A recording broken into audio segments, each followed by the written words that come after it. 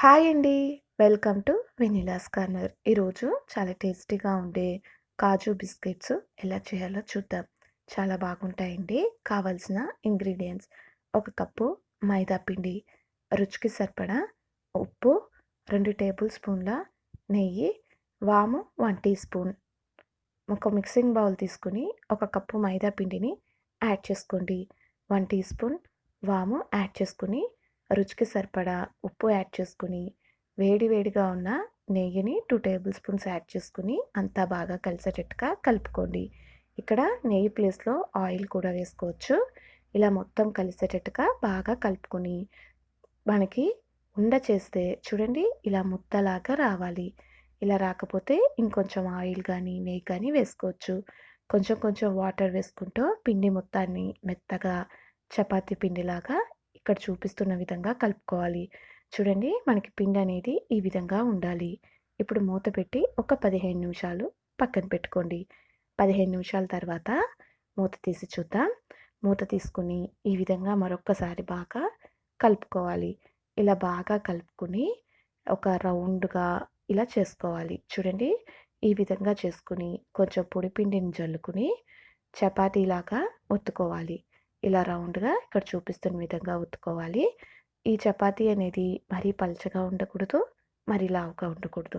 ఇక్కడ చూపిస్తున్నంత మందంగా ఉంటే సరిపోతుంది. చూడండి ఈ విధంగా ఇలా మందంగా ఉండాలి. ఇప్పుడు మనకి ఏవన్నా టానిక్ బాటిల్స్ కానీ లేదంటే ఏదైనా వాటర్ బాటిల్ మూతలు కానీ ఉంటాయి కదా, ఇలా తీసుకుని దాన్ని ఈ విధంగా కట్ చేసుకోవాలి.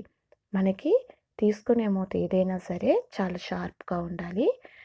ఇక్కడ చూపిస్తున్న విధంగా ఇలా కట్ చేసుకోండి. చూడండి ఎంత బాగా వచ్చాయో. ఇదే విధంగా మిగిలిన పిండి మొత్తాన్ని చపాతీగా చేసుకొని ఈ విధంగా ఈ షేప్లో కట్ చేసుకోవాలి.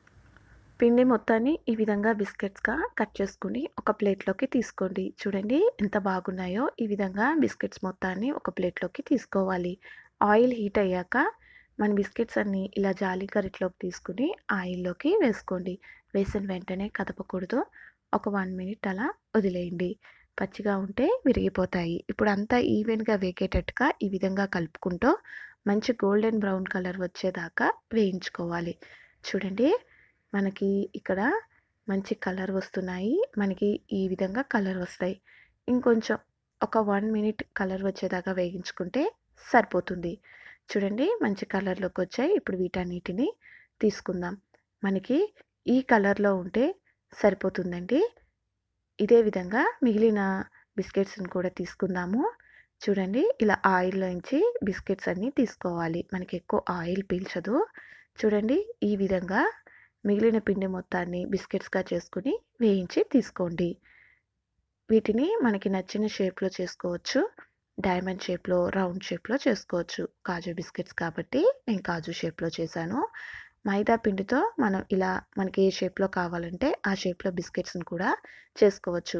ఇందులో రుచికి సరిపడా కారం, రుచికి సరిపడా ఉప్పు వేసుకుని అంతా కలిసేటట్టుగా బాగా కలుపుకోండి. వీటిని ఉప్పు కారం లేకుండా మామూలుగా కూడా తినొచ్చు, లేదా ఉప్పు కారం అన్నా యాడ్ చేసుకోవచ్చు. అంతేనండి, ఎంతో టేస్టీగా ఉండే కాజు బిస్కెట్స్ రెడీ అయిపోయినాయి. టేస్ట్ చాలా బాగుంటాయండి. ఈవినింగ్ స్నాక్స్గా సూపర్గా ఉంటాయి. ఈవినింగ్ టైం టీ తాగుతూ ఈ బిస్కెట్స్ తింటే చాలా బాగుంటుంది. మీరు కూడా తప్పకుండా ఈ రెసిపీని ఒకసారి ట్రై చేయండి. ఈ వీడియో మీకు నచ్చినట్లయితే లైక్ చేసి కామెంట్ చేయండి. మీ ఫ్రెండ్స్కి షేర్ చేయండి. అండ్ మన ఛానల్ని సబ్స్క్రైబ్ చేసుకోండి.